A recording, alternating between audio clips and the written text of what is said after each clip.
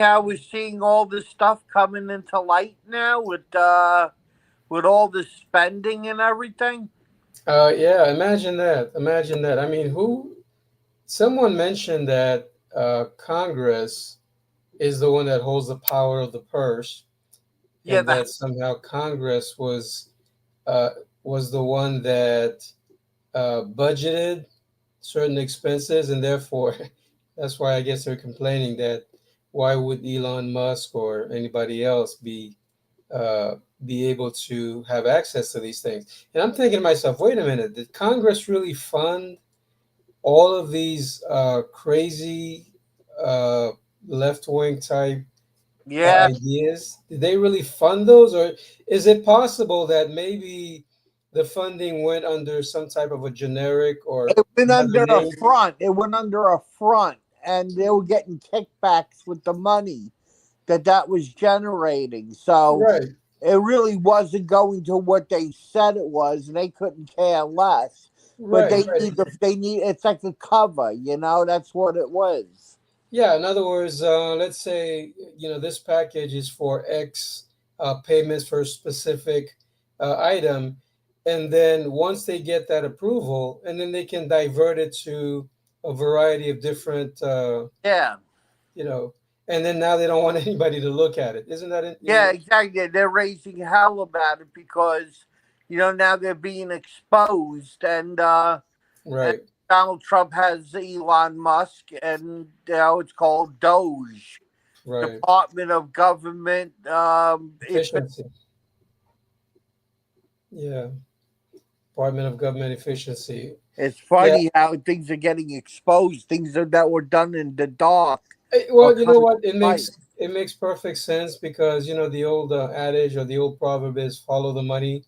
Yep. It's at the end of the day, it's always about money. And I'm thinking to myself, even when people start talking about climate change, and they raise up whether it's DEI type of a picture or whatever.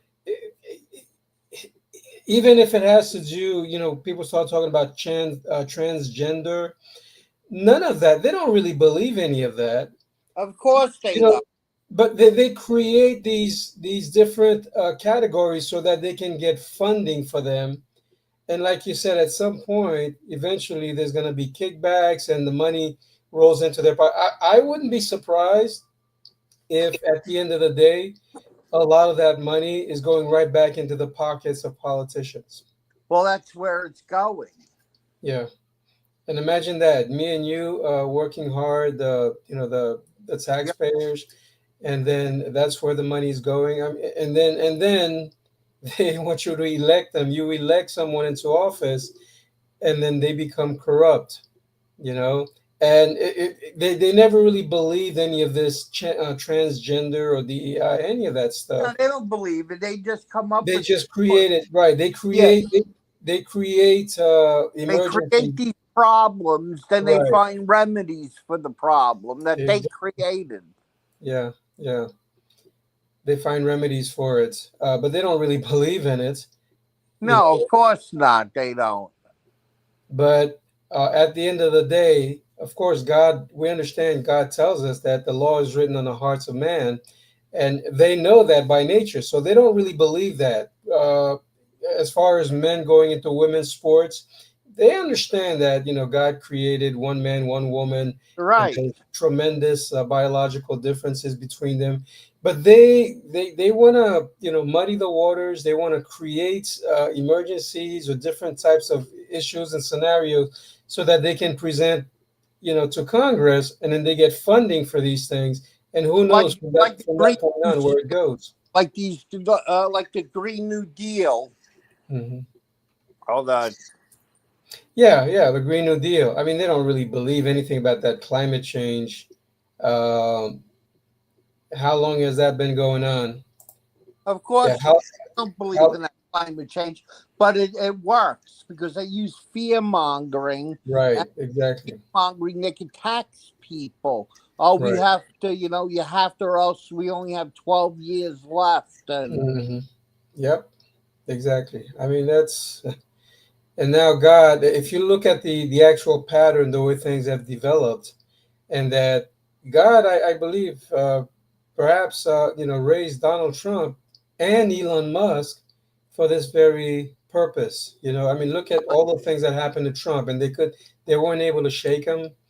God, saved his life the time of the assassination attempt, Yeah. and both of these men are billionaires. So in other words, they're not coming in to try to steal your money. They don't need to steal. They don't need to steal. They're already rich. Elon Musk is the richest man in the world, but he's also the smartest man, or one of the smartest, and he's able to go in there and then with his group, and they don't like that one bit. They don't like that He's one bit. got a 19-year-old kid that's part of the Doge team. Oh yeah, How smart, because you want them young, more young, because look at me, I'm just trying to learn how to do all this computer stuff now. right. And they are like way advanced, the younger Yeah, generation. yeah. These are the young prodigies, and that's probably the same group that has worked him when he acquired Twitter, that became X.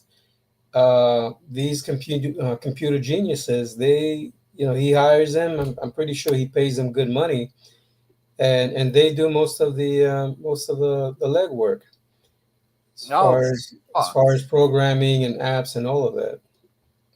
Yeah. Oh, So boy. you remember I mentioned that one time. I think I alluded to that.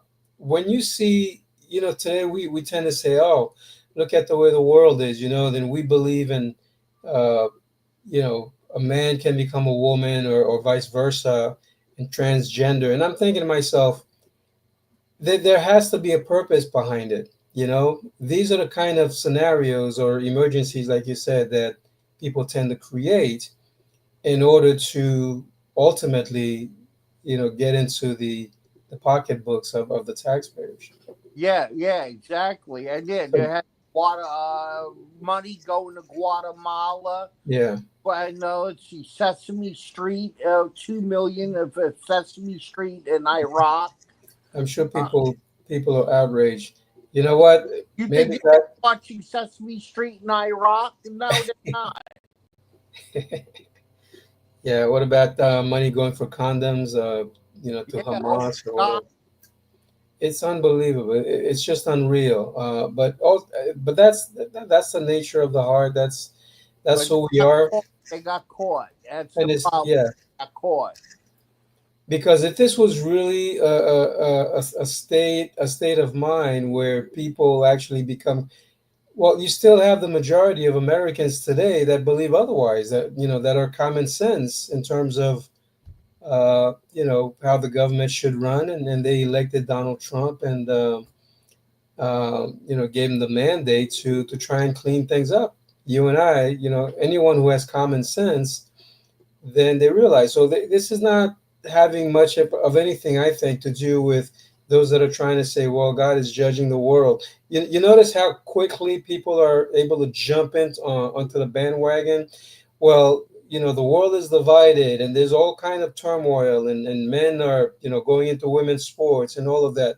Well, while that's true, I don't think it is a core belief that a man can become.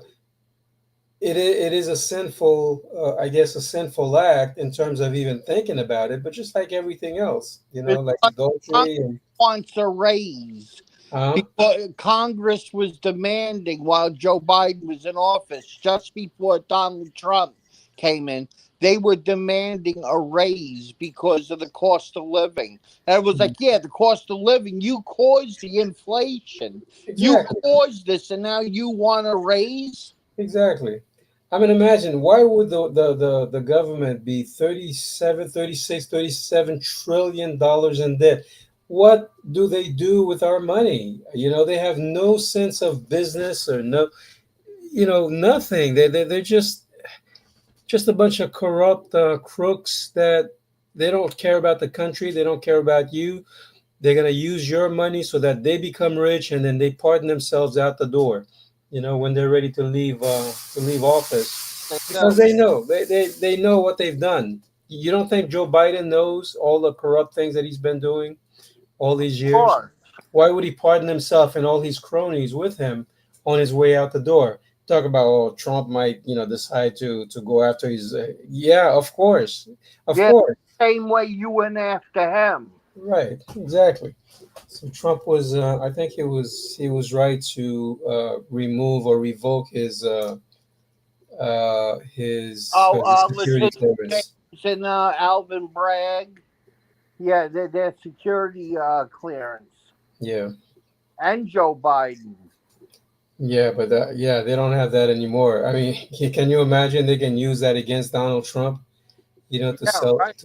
to sell out the country. So he did the right thing. And any judge now today that's going to stand in the way, whether it's a Trump appointed judge or, they're opening themselves up to be audited and to be scrutinized, because there is no way that Trump is simply doing what the Constitution gives him. He has the right to find out where the money is going, for the sake of the American people. And anyone who's going to try to say, well, you can't do this, you can't do that, then you have to seriously think whether or not they're getting any kind of kickbacks. There has to be an economic or political reason for it. So, anything new have you heard through the Bible community? Well, I was just going to say, let's see. Today, again, the same conversation or something similar came up, having to do with judging the church versus judging the world, Right. and Chris McCann, like clockwork, uh, is pointing the finger at those that are saying, well, God is continuing to judge the church. It's a never ending judgment on the church. And that's only because they don't want to face the fact that God would turn his judgment to the world. Which passage did he use? I think he was using a verse. Let's see. You remember that? I guess one of these verses where it says that if God can do this to his own people, a city called by his name. Oh, in Jeremiah 25. Let's see. Um, Jeremiah, oh yeah, Jeremiah 25, verse 29. Let me see if I can post that. It says here, let's see. For lo, I begin to bring evil on the city that is called by my name.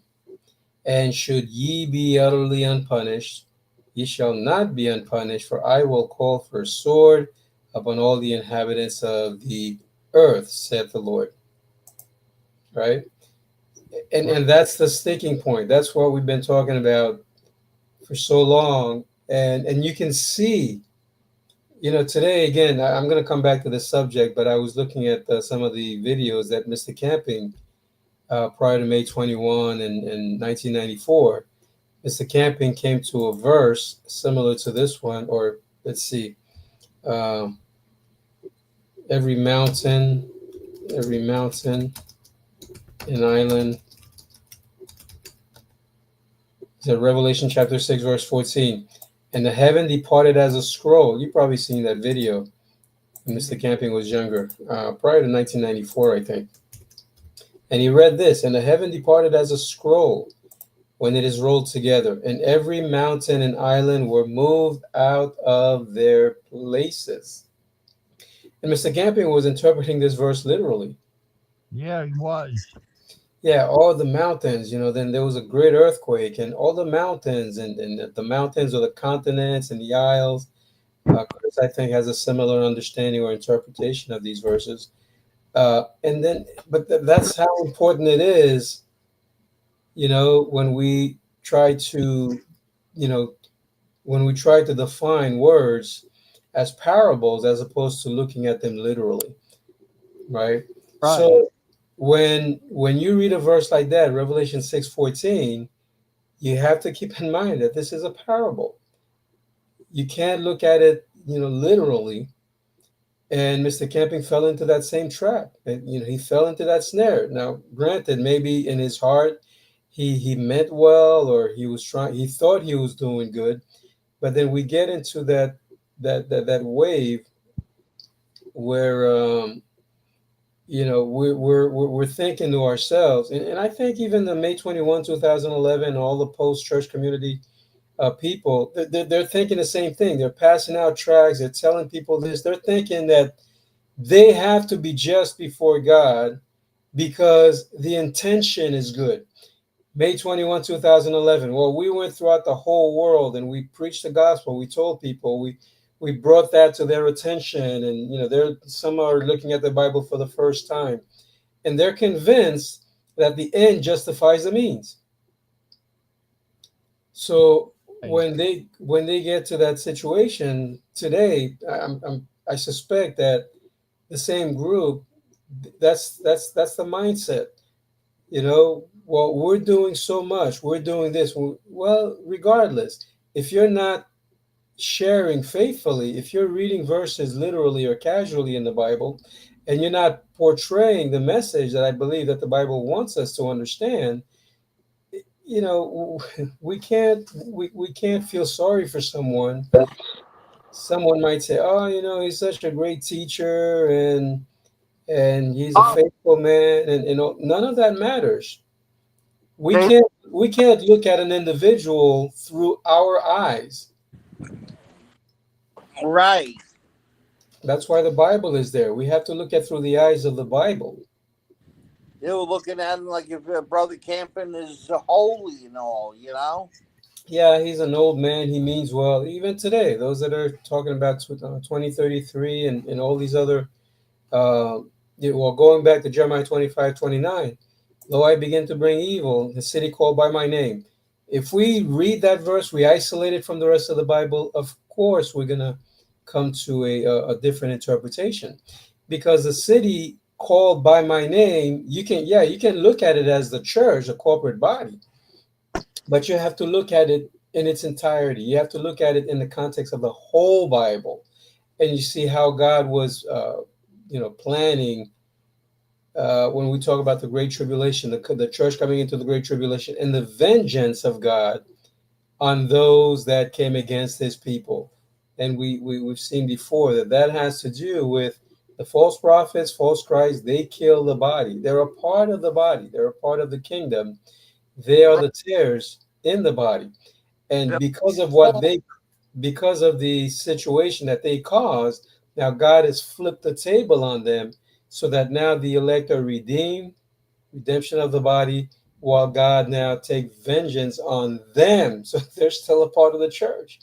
Yeah, those are the called. They're called but not chosen. But not chosen. Yeah. Those are the tares. Yeah. But God seems to give us the Bible in such a way that these verses will have you argue till you blue in the face that this is what the Bible is teaching. And that's what I see in some of these teachers that are looking at these verses. They're convinced that they have it right, that they're correct, that God is talking about judgment on the church, and then they put a date to it, and then judgment transitioning to the world, and whatever that means to them.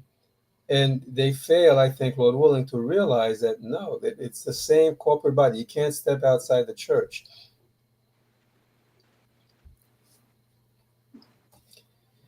So that was part of the conversation, or at least that portion of it that I caught, and that we'll see. And also if that video that I posted in the room, it's just a reminder that when these things happen, we project the date, and the date doesn't come to pass.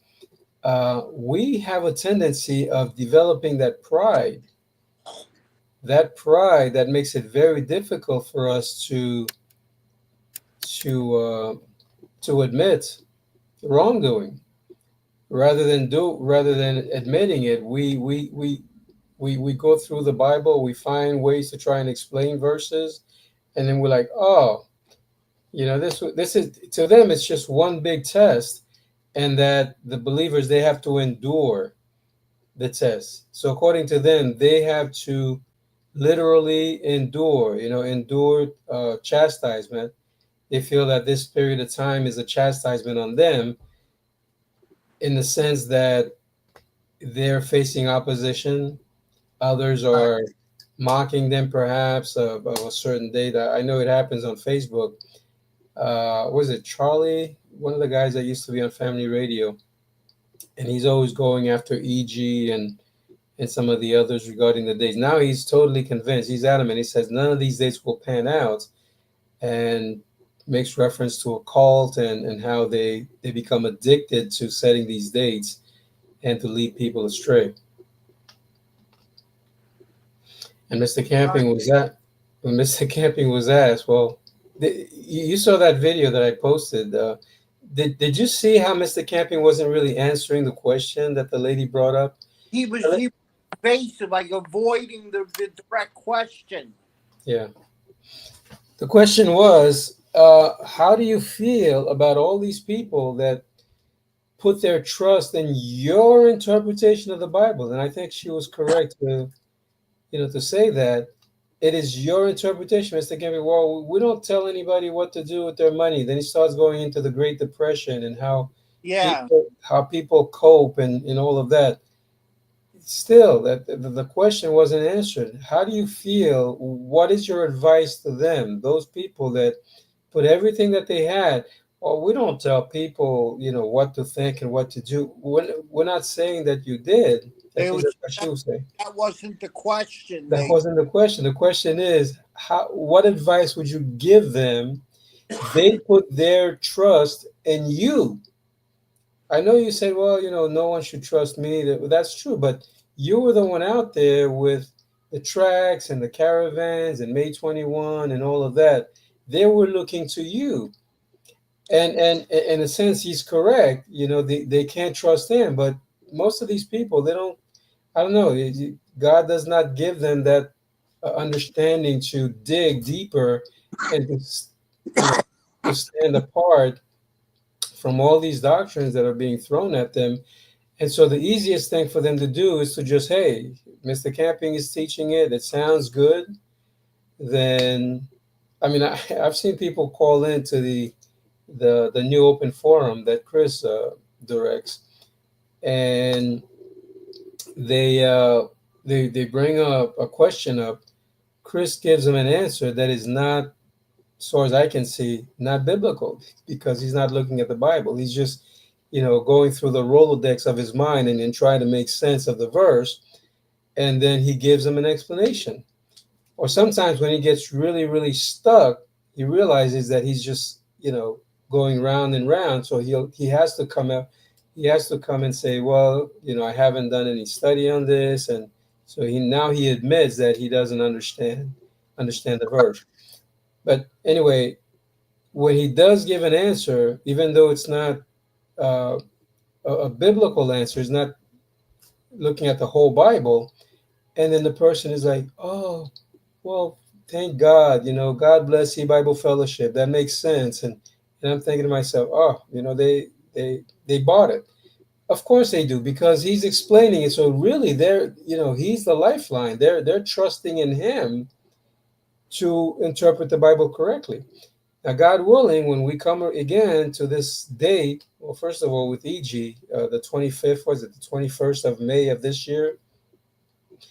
Or if we come to 2033 and nothing happens, again, what do you think the reaction is going to be? Yeah, everyone's gonna be like, "Well, I know one thing we gotta keep searching for a date. We gotta keep searching. God is testing us." yeah, they're going to go back to that testing program again. So Yeah, it's all about trial and error. Yeah. Or, come up with the idea, which is why he's saying this already.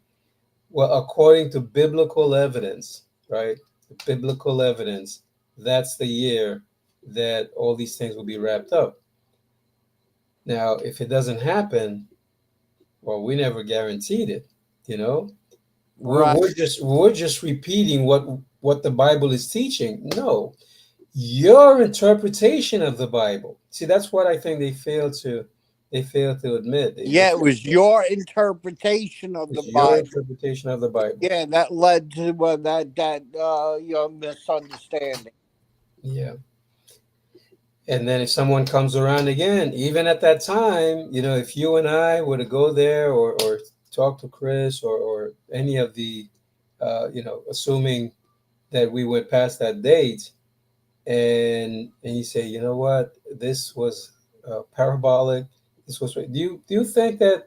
Well, maybe I could be wrong. I mean, it happened after May 21. There was a very selected few that I think somehow maybe they humbled themselves and realized that, hey, we were on the wrong track. But what I'm saying is sometimes they just double down. That pride gets a hold of them, and even though they're wrong, they're gonna find a way to justify it. Right. So anyway, another thing I was looking at. Let's see. Well, we'll look at. We'll talk about Luke chapter 16, about the parable of the beggar Lazarus, the rich man, and Lazarus. Um, but just in passing, I was looking at the word charity, and I think you would agree. Sometimes you run into verses where it doesn't seem to make sense, but did you know that the word charity appears to be a reference to Christ? Yes. Everywhere you see this word charity, it's a reference to Christ. Um, Jude chapter 1, verse 12. These are spots in your feast of charity. Maybe I can post that verse. These are, let's see. Hope that post. These are spots in your feast of charity when they feast with you, feeding themselves. Right? You see that contrast? Feeding themselves without fear, clouds without water, carried about of winds, trees whose fruit withereth, twice dead, plucked up by the roots. And these are the feast of charity. It is the Bible. It is Christ. And also, when you read, greet, let's see, greet ye one another with a kiss of charity. Peace be with you all that are in Christ Jesus. So I think this is a reference for unity in the body of Christ. 1 Peter chapter 4, verse 8, and above all things have fervent charity among yourselves. In other words, make sure that we identify with Christ, who is charity. He is the peace. Yep. The Lord loveth a cheerful giver. A cheerful giver, yeah. I forgot where that is. It's one of the Corinthians. First Timothy 1 verse 5. Now the end of the commandment is charity, out of a pure heart or a good conscience of faith unfeigned. 2 Thessalonians 1:3. We are bound to give thank God always for you, brethren, as it is meet, because that your faith groweth exceedingly, and the charity of every one of you all toward one another aboundeth. Because I think Eric says the feast of the feast of their Christ, the feast of Christ. Right. That's a good way of looking at it. So all you have to do really is substitute the word charity with Christ, and then that verse should make more sense. What other verses I remember? Follow after charity, follow after Christ. 1 Corinthians 4. Hey, Eric. And desire spiritual gifts, but rather that ye may prophesy. Well, here's one that stood out. I'm sorry, Michael. Did you say something? No, I said, hey, Eric. Oh, here's one verse. Let's see. Desire to charity. Oh, charity never faileth. 1 Corinthians 13:8. Let me post that verse. At one point, that was a very difficult verse to understand. If you look at, go ahead and see if I can post it here. 1 Corinthians 13:8. Charity never faileth, but whether there be prophecies, they shall fail. Whether there be tongues, they shall cease. Whether there be knowledge, it shall vanish away. Some people might scratch their heads on that one. How is knowledge going to be vanished away? Isn't knowledge pure, something good that's relating to Christ? No, there's also ungodly knowledge, right? So you see why we have to bring in the rest of the Bible, other verses that's going to shed light, hopefully, on some of these verses. So ungodly knowledge is satanic, it is antichrist, and these are the ones that fail. But notice charity never faileth, because that charity referring to love, which is also God, or pointing to God. God is good, God is love. So charity never faileth. But when does the failing take place? And I would propose a great tribulation. Oh, yeah, that's what God says. There'll be a falling, a great falling away. Yes, yes, that's a good point. There's a falling away in the end. So whether there be prophecies, of course, all of that I think ultimately is pointing back to Babylon. They shall fail. Tongues, the same thing. There's another verse that speaks of the tongues of first sign, not to them that believe. Let me see if I can find it. Not to them that believe. I think hopefully we might be able to make a tie in here. 1 Corinthians chapter 14, verse 22. We read, wherefore tongues are first sign, not to them that believe. There's Eric. Hey, Eric. How you guys Eric, been? How are you? I didn't want to interrupt. I keep going. Yeah, No worries. awesome study. It's good to see you guys. How are you? Good, good. So wherefore tongues are first sign, not to them that believe, but to them that believe not. But prophesying, not for them that believe not, but for them which believe. So a lot of times you get these back and forth, and it kind of gets confusing, because you're thinking knowledge vanishing away, and then you understand, well, knowledge is Christ, but really it is the knowledge of the wicked, ungodly knowledge. And so we have to not only look at the immediate context, but also the overall context within the Bible, right? And then we see that same message again of judgment and salvation, depending on the context.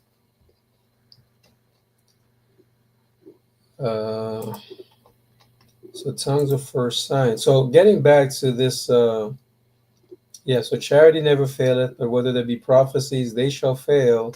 Tongue shall cease, knowledge shall vanish away.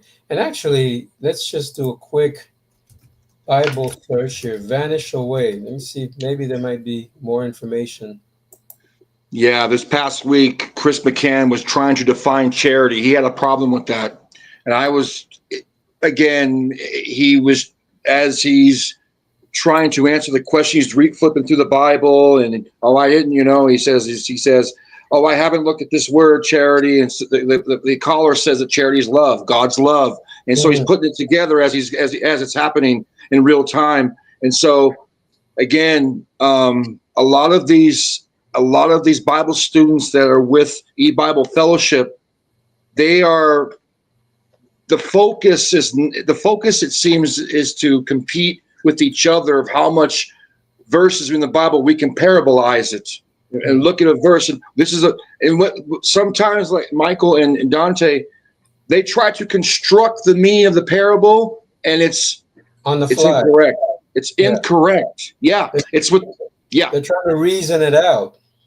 They reason out the parable, and if he doesn't know it right then and there, leave it alone. Don't try to design a meaning on the fly in real time and try to find an answer for the caller. So the caller, like you were saying earlier a couple minutes ago, oh wow, it makes sense to them, and it may make sense to them and at the moment, but if you haven't studied the Bible or studied that word charity, how it's used from Genesis to Revelation, that's going to be a problem, because we have Hebrew in the Old Testament, Greek, and so usually the Hebrew word for charity is mostly Greek, but you might find it in the Old Testament. Usually the Hebrew and the Greek are one and the same. So that's the context there. And like you were saying, the start and end point of Genesis and of Revelation, the end point there.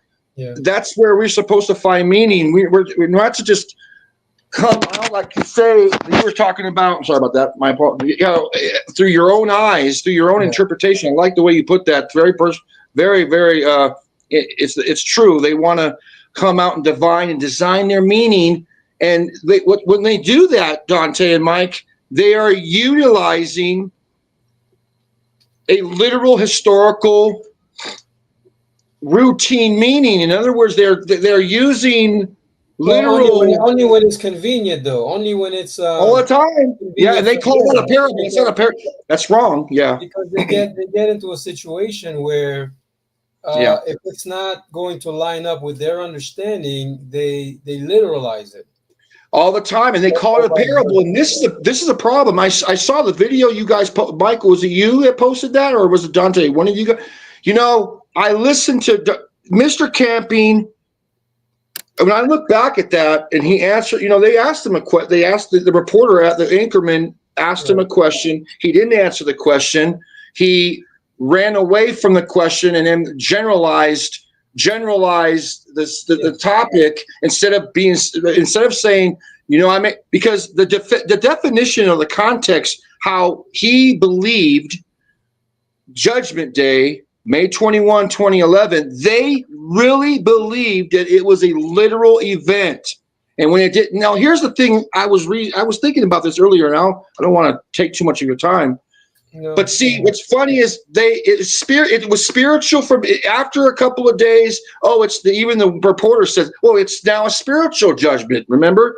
And then after that, right after that same sentence, she's saying, well, then you're predicting 2020, October 2011. Is that going to be literal? Is that going to be spiritual? Do you see that? So it's inconsistent. It doesn't make sense. None of it makes sense. Yeah. And it's you can't say it's spiritual now, and then it's going to be a literal. But then what happens if October didn't show up? Remember, is that spiritual too?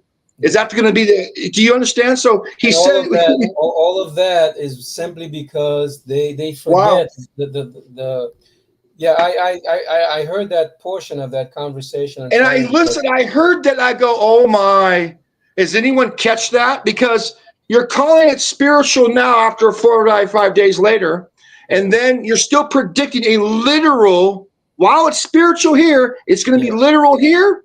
Yeah, it doesn't. Thing that's being done with 2033. Yeah, and there I'm going to tell you. If Carl von Herring 21 2011 anymore, so they use that as an anchor, and then they try to project another date from there. If Carl von Herringa I know he listens to this program. I've caught them citing us a couple times.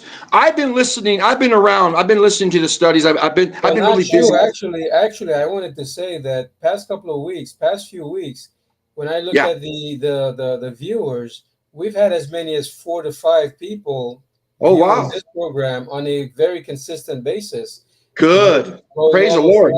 The entire length of the program. So the word charity is the Greek word translated agape. And when God says God is love, God is agape.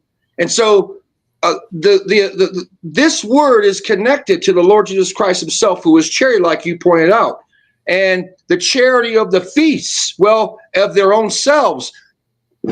It's their own selves without Christ. They don't have Christ, but they have just like Aaron and the sons of Aaron over there in the congregation of the Ark of the Covenant, when they offered strange fire.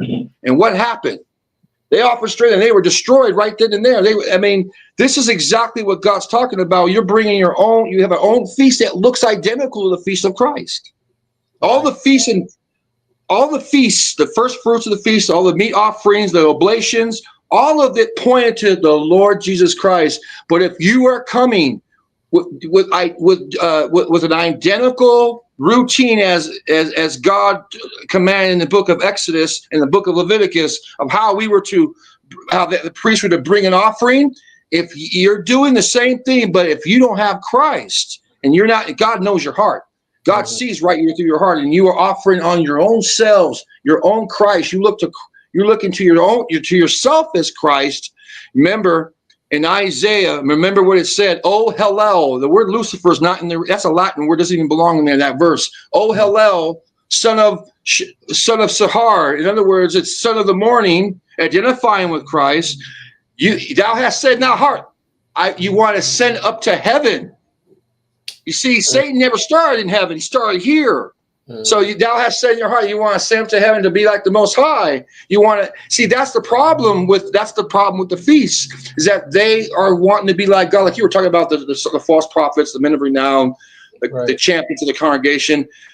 They're all operating basically because in their heart they want to be like the Most High. They want to ascend to the height of the clouds because that's where God is. They want to be like the cloud who overshadowed Moses and overshadowed Christ in the Mount of Transfiguration. And God, they heard remember when the disciples walked into the cloud, they heard a voice. This is my beloved son. They want to be that. It cracks me up. It boils down to the fact that what they're bringing is a lie, and they're bringing. They want to control the narrative. They want to be the ones that are relevant as far as teaching the Bible is concerned, regardless of whether or not it lines up with the Bible. Now today again. I heard we were talking about this earlier. I heard I think somebody asked a question about what does it mean to enduring or chastising and having to not to submit to chastisement. And of course, Chris is going to take a literal approach to it. He's giving an example of a father, chastising a son. And the son is rebellious. He runs away. He doesn't want to be spanked versus another son. And he's actually applying this as if to say today, those who were preaching May 21, they're going through this testing, this chastisement, and they have to endure. And God is beating. How is God beating? There you see. Maybe through all these other teachers and those that are opposing. Michael talking about it. Those that are opposing his understanding of the Bible, as far as he's concerned, they're the ones that are, that are, perhaps God is using to chastise them. So they're looking at themselves. You know what he's doing now? The victim. You know what he's doing?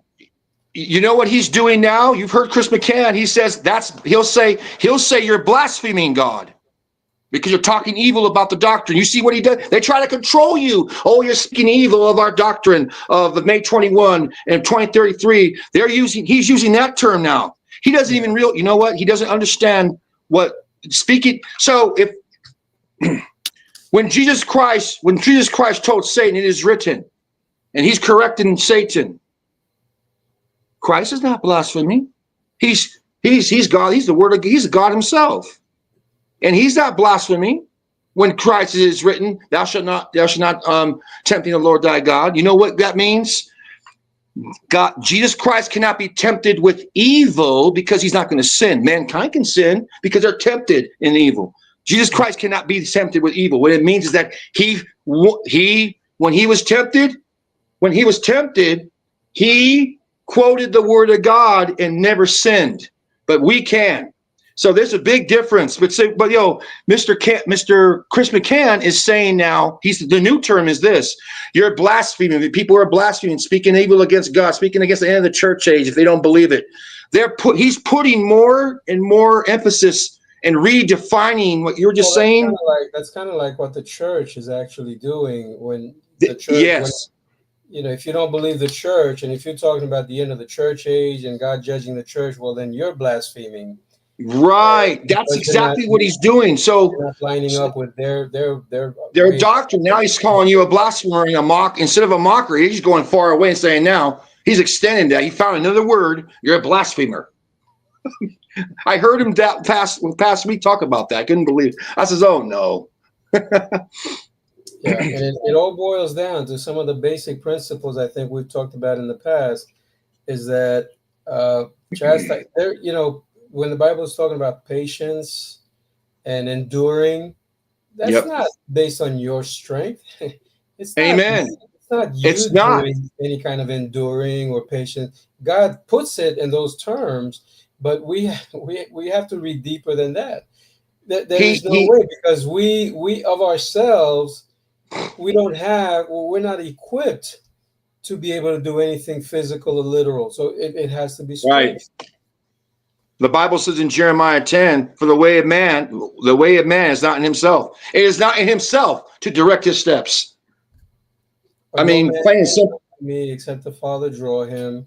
So and that's another thing. The way he speaks about drawing now, I'm going to tell you something. I looked at the Greek on that. Oh my, where did I find? I'm not saying a word. I'll come out one day with it. And it's incorrect what he's saying about the drawing. There's a delay. There's no such thing in the Bible as a delayed drawing. Doesn't exist. It doesn't exist. The concept is out of his own mind. There's no such thing. So when Adam sinned in Genesis 1 and Genesis 3, was when he died, when his eyes was open, he knew he was naked. Was that delayed? It happened instantly. But he didn't die till 920 years later. That's because the death was twofold. It was twofold. The spiritual death happened like that in a snap of the finger. So the fact is it delayed when Christ is saving somebody? No, it's not. It doesn't exist. That concept is not even in the Hebrew or in the Greek. So when I saw the tenses on, now I know I don't talk too much about tenses, but I know all about it. I found that there's a problem with that. And I go, you know what? That's a problem because he's now making stuff up. He's doing that so it fits the doctrine. They're still doing it. They're still teaching salvation. If you ever notice, he's reading the Old Testament. He always reads the book of Psalms. He's always reading the book of Psalms and reading. And people ask him about salvation. And he says, having been saved, having had mercy. No such verb is connected to that. Doesn't exist. His understanding of I know. I'm just pointing that out, though. The latter rain and the great multitude and all of that. It's just there's such a disconnect, I think, in looking at the spiritual, what it should be, the separation of wheat and tares, the redemption of the body. Like how you're teaching it. Yeah, it's correct. Talking about the you're right. multitude as if it's a different group of people. Right. Having to do with the latter rain and coming out of the church and none of that, biblical. I agree. You don't need to go, to search the Greek meaning or the Hebrew meaning to come to an understanding of that. By God's grace, as long as we understand the overall, we see the overall picture, the overall image that God is painting. And of course, by the grace of God, God has to open our minds to be able to see. Yeah, so I just want to point that out. If he's listening to this, there's no such concept of delayed drawing. Doesn't exist. There's not in the Bible at all. It doesn't exist. It's it's out of his own mind. Something that he made up, delayed drawing. That doesn't exist. Right. That's my point. There's no such thing as a delayed drawing. To line it up with his understanding of the timeline. Right. That's the reason why he designed it, because it makes sense. Because you can continue to use the calendar. 1 John 4:8, he that loveth not knoweth God. Who say, he that loveth not knoweth not God, for God is a love. For God is charity, is the way that word in 1 John 4:8. I was looking for that verse. For God is love, God is charity, and it aligns with what you were saying earlier, Jonte and Mike. Yeah. Yep. That word there is agape, and God is agape. And by the way, mankind can have agape love for their sin too. The moment you can love your sin. Or you know what's interesting? I mentioned earlier that depending on the context, how they're trying to understand, the verse. I think, correct me if I'm wrong, I think I've heard them say that God was never married to the corporate church, or he was never married to, he was never married. Yes, he was. Why did he divorce it then? Hold on a second. Yeah. Oh, He's only married to the elect body. Oh, God. Well, I was trying to see if I can tie it into something else that when it fits the narrative about God bringing judgment to the people that are called by his name. And then he said something to the fact that the church had an intimate relationship with Christ. So you see, when he's trying to make that argument, that logical sense, he'll admit that the church had an intimate relationship with God, and these are the people called by his name. And if he judged them, why wouldn't he be able to judge the world? But wait a minute. Intimacy, spiritually speaking, it would require more than just a relationship. There has to be a marriage involved, right? But then by the same token, they're telling you that no, Christ was never married to the outside church. They don't want to give the church any kind of credit, for having a relationship with Christ. So it all depends. Again, it doesn't appear that they're harmonizing everything the Bible is teaching on this. And so they go from verse to verse, one area to another area, and then try to interpret it, on the fly at that moment. But anyway. Yeah. All right. So we'll leave it here for now. Next week, God willing, I wanted to talk a little bit about the parable of the rich man and Lazarus, looking at the language of dying and being buried.